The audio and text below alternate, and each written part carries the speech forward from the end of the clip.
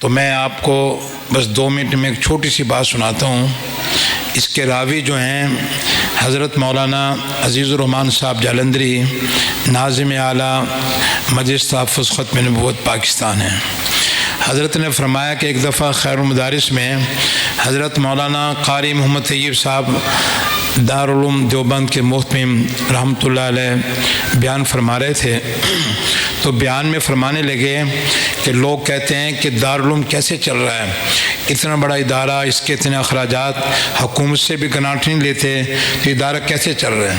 حضرت نے برسر ممبر برسر عام یہ واقعہ سنایا اور فرمایا کہ میں بتاؤں دارالعلوم کیسے چل رہا ہے۔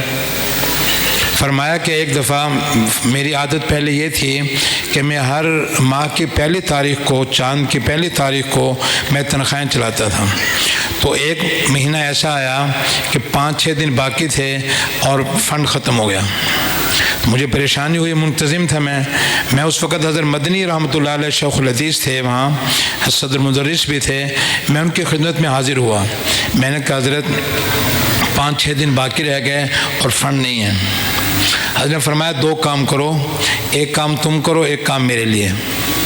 یہ کام جو حضرت نے سنائے برسر مجمع سنائے۔ فرمایا کہ تم ایسا کرو، اپنے دادا کی قبر پہ جاؤ اور وہاں جا کے اطلاع کر دو۔ دادا ان کے کون تھے؟ حضرت مولانا قاسم محمد قاسم نانوتوی رحمۃ اللہ علیہ۔ ان کی قبر پہ جا کے کہہ دو کہ پیسے ختم ہو گئے۔ اور میرے لیے کام یہ کرو کہ 6 استاذوں کے نام لیے کہ ان کو مغرب کے بعد میرے پاس اکٹھا کرو، تم بھی ساتھ آ جانا۔ کہتے میں نے دونوں کام کر لیے۔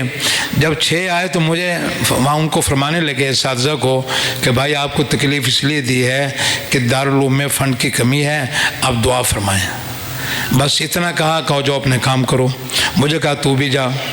قاری صاحب فرماتے میں نے کہا دل میں سوچا بات کیا ہوئی، ادھر قبر پہ اطلاع کروا دے، ادھر ان کو دعا کا کہہ دیا، منتظم کو تو پیسے چاہیے۔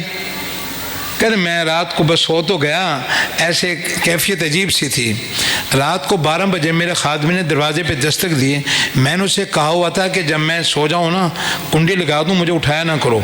اس نے رات 12 بجے دروازہ بجا دیا۔ میں نے پوچھا کیا آپ کون؟ اس نے بتایا، میں نے دروازہ کھولا، کہنے کہ حضرت ایک صاحب آئے ہیں گیٹ پہ آپ سے ملنا چاہتے ہیں۔ میں نے کہا یہ کون سا وقت ہے آنے کا؟ یہ کوئی وقت ہے؟ آپ ان کو مہمان خانے بٹھاؤ، میں صبح فجر کی نماز میں مل لوں گا۔ فرمانے لگے کہ وہ خادم کہنے کہ حضرت چنے چنا ایسے ہیں آپ ان سے ملاقات کر لیں۔ فرمایا کہ میں نے ٹوپی سر پہ رکھی اور میں دارالعلوم کے گیٹ پہ باہر گیا۔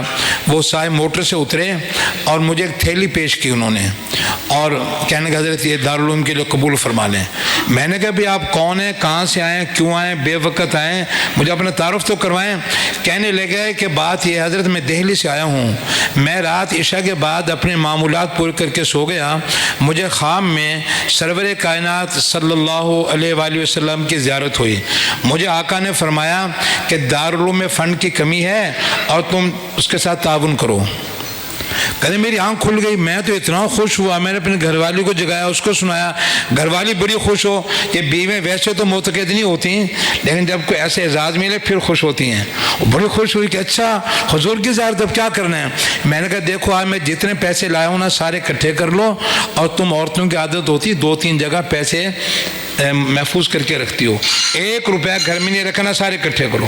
کہ ہم نے پیسے اکٹھے کیے، کہ اب کیا کرنا ہے؟ کہ میں نے کہا ایسا کرنا ہے میں جاتا ہوں دارالعلوم اور پیسے دے کر آتا ہوں۔